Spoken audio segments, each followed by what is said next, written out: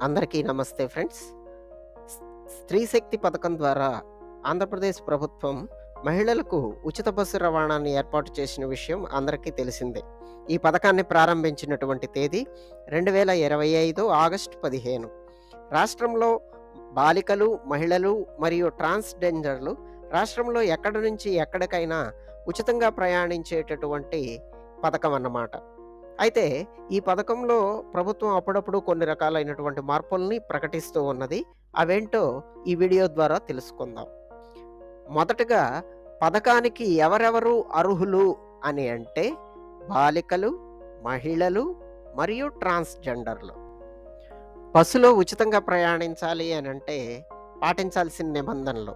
ప్రభుత్వ గుర్తింపు పొందిన కార్డు ఏదైనా ఒకటి మీ వద్ద ఉండాలి. అంటే ఆధార్ కార్డ్ గానీ, పాన్ కార్డ్ గానీ, లేదా ఓటర్ కార్డ్ గానీ, ఇవి కాక ఏవైనా సరే ప్రభుత్వ గుర్తింపు పొందినటువంటి కార్డులు మీ వద్ద ఉండాలి.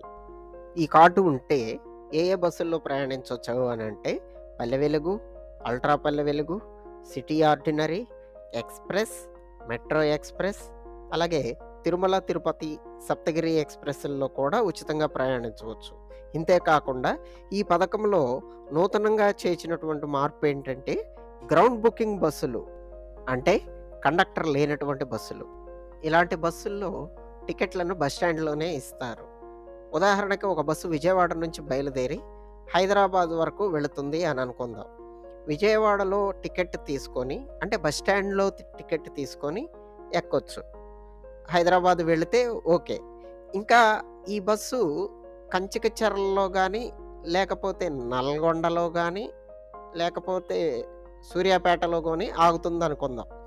ఎక్కడెక్కడైతే ఈ బస్సు ఆగుతుందో అక్కడ బస్ స్టాండ్‌లో టికెట్‌లను బుక్ చేసుకోవచ్చు. అంటే టికెట్ కొనుక్కోవచ్చన్నమాట. ఇలాంటి బస్సుల్ని ఏమంటారు అని అంటే గ్రౌండ్ బుకింగ్ బస్సులు అంటారు. ప్రభుత్వం తీసుకున్నటువంటి ఈ నూతన నిర్ణయంతో అనేక మంది మహిళలకు లబ్ధి చేకూరుతుందని చెప్పి ఆశిద్దాం.